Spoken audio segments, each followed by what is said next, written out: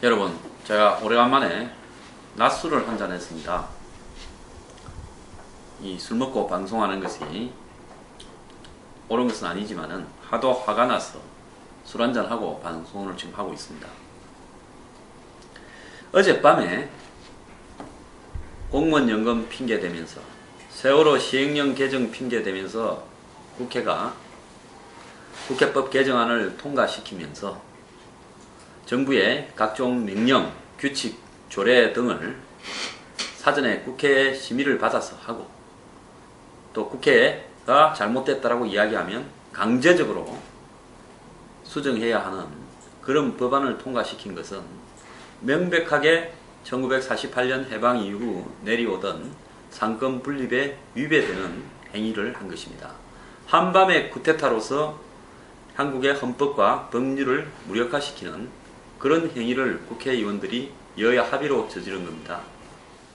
세월호 시행령이 정말 문제였다면 어제 여야 합의로 권고안을 채택을 해서 해양수산부 장관에게 이 세월호 조사위원회와 관련된 조사 일과장 등 부문에서 민간인을 임명할 수 있도록 그렇게 세월호 시행령을 기존에 통과시킨 시행령을 폐기하고 다시 시행령을 개정해서 발표하라. 이렇게 했으면 그걸로 끝날 일이었습니다. 그런데 굳이 세월호 시행령을 핑계대면서 국회법을 통과시켜서 그 속에서 대통령령, 즉 대통령 명령이죠. 총리령, 각 부서령, 부령이라고 하죠. 그리고 그 밑에 규칙과 조례가 있지 않습니까? 이런 부분에 대해서 법률과 위배되는 또 법률과 좀 어긋난다 싶은 부분이 발생이 되면 국회가 그 내용을 수정하라고 요구하고 수정하지 않으면 강제적으로 수정하도록 할 수 있는 그런 국회법을 통과시킨 것은 그야말로 국회가 현행 대통령 중심제 하에서 대통령이나 행정부의 권위에 앞서서 우위, 즉 국회가 대통령이나 각 행정부보다 위에 선 권력에서 지시를 하고 감시 감독을 하겠다라는 그런 어떤 부분을 의미합니다.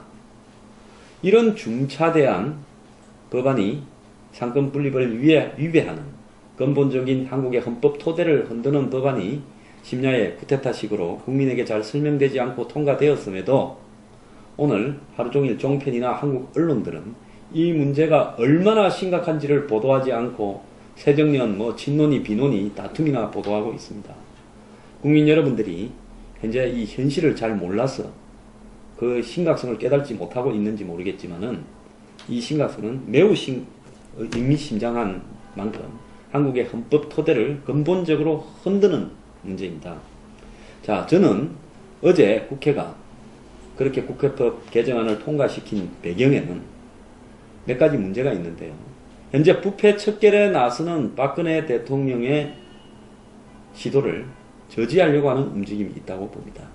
자, 이제 이 국회법 개정안에 따라서 총리나 장관, 청와대가 명령을 갖다가 만들 때마다 국회에 가서 이렇게 하면 되겠느냐, 국회가 빼라 넣어라 이렇게 통제를 받는다면 과연 대한민국의 최고의 권부는 어디입니까?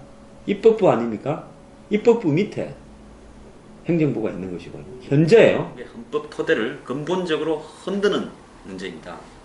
자, 저는 어제 국회가 그렇게 국회법 개정안을 통과시킨 배경에는 몇 가지 문제가 있는데요. 현재 부패 척결에 나서는 박근혜 대통령의 시도를 저지하려고 하는 움직임이 있다고 봅니다.